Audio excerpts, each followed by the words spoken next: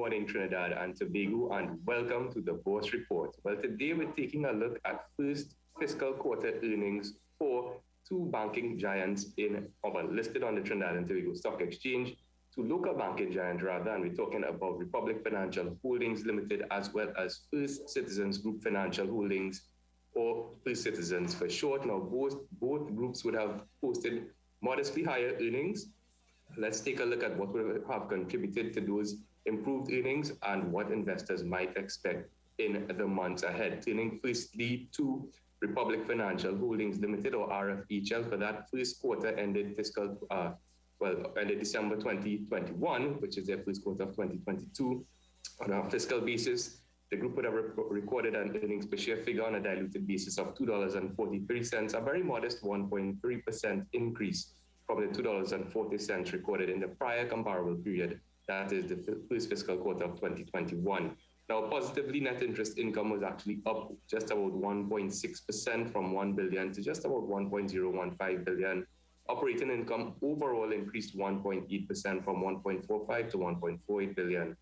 There was a very modest increase in operating profits, 0.6%, and overall net profit attributable to equity holders increased from $391 million to just about 395.9, or let's call it 396 million odd for that first quarter. So certainly a modest improvement, but more importantly, stabilization in terms of earnings for the group RFHL. When we take a look at its operating income by segment, two major segments, net interest income and other income, we see that net interest income, again, very modest growth.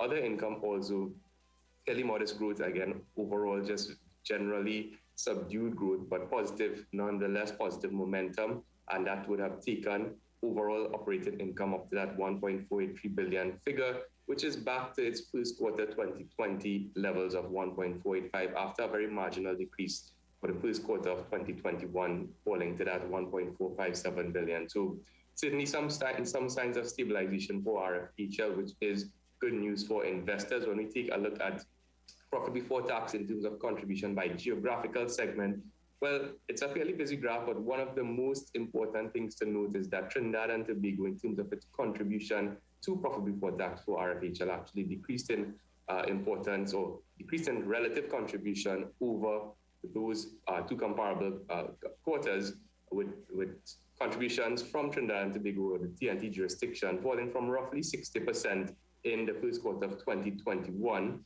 that 341 odd million, to 298.5 million, which is just above the 50% mark for overall PBT in the most recently concluded fiscal quarter. Other notable improvements would have been that Barbados moving from 2.5 million to 89 million in PBT contributions over the comparable quarters. Otherwise, it was fairly consistent performance from most of the other geographical operating segments. Now, for the investor, the story is still one of elevated valuations, meaning that for every dollar of earnings generated by RFHL, investors are paying more in terms of price for the stock. We can see that historically, RFHL would have traded at around a 13-time multiple prior to COVID.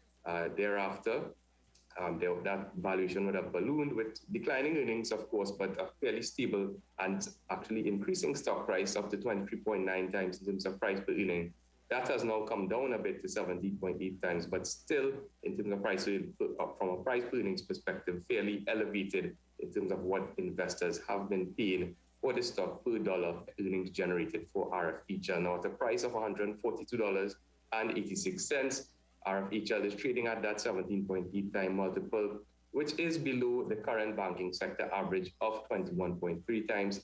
Of course, take that with a grain of salt. The banking sector average, or PE average, is fairly elevated currently relative to historic levels. The stock offers investors a dividend yield of 2.8%, which is favorable compared to the banking sector average of 2.3%. Now, on the basis of that continued geographical diversification, but with one eye on business line diversification, and investors will recall that Republic recently got into the life insurance business and is certainly going to take a really hard crack at making that a very successful business segment. But based on elevated valuations and ongoing economic uncertainty, particularly in its major jurisdiction of Trinidad and Tobago, Bourse is going to maintain a market weight rating on RFHL for the time being. Turning quickly to First Citizens, where the group recorded an earnings per share figure of 71 cents, which was a 2.9% increase from the 69 cents recorded in the prior comparable period. Net interest income was actually down for FC, or First Citizens, 5.2%. Total net income, however, did increase with other operating income offsetting that decrease in net interest income. Total net income of 2.9% from 522 to 537 million, and profit after taxes increased 4.4% from 174 million to 181.6 million. When we take a look at the segment performance of FCGFH, we can see some interesting developments. The Treasury and Investment Banking segment is the segment down just around 13% from 75 million to 65 million.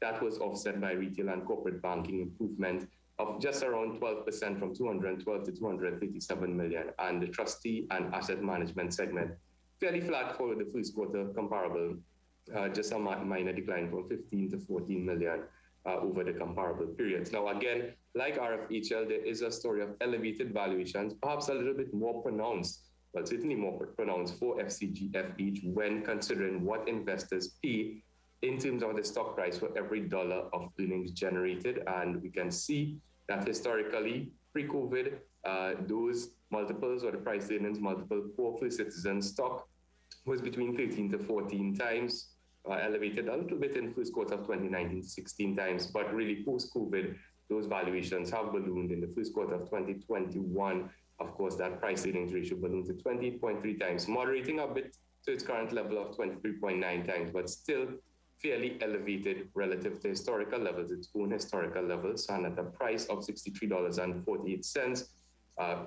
You can see that that multiple is above the banking sector average, which is also in itself, as mentioned, fairly elevated relative to historical levels.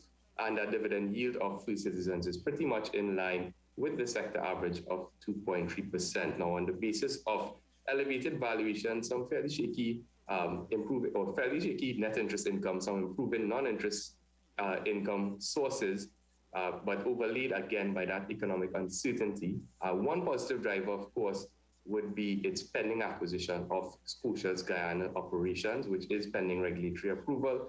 But all in all, with these elevated valuations playing the key driver in our rating, Bourse is going to assign an underweight rating to First Citizens Group Financial Holdings for the time being. Well, that's it for this week's edition. For more information, you can give us a call at 226-8773, email us at invest@boursefinancial.com, or check out our website at bourseinvestment.com, where all of our research, including this week's article, is available absolutely free. And you can also catch us in the business section of today's Bigger, Better Trinidad Guardian newspaper.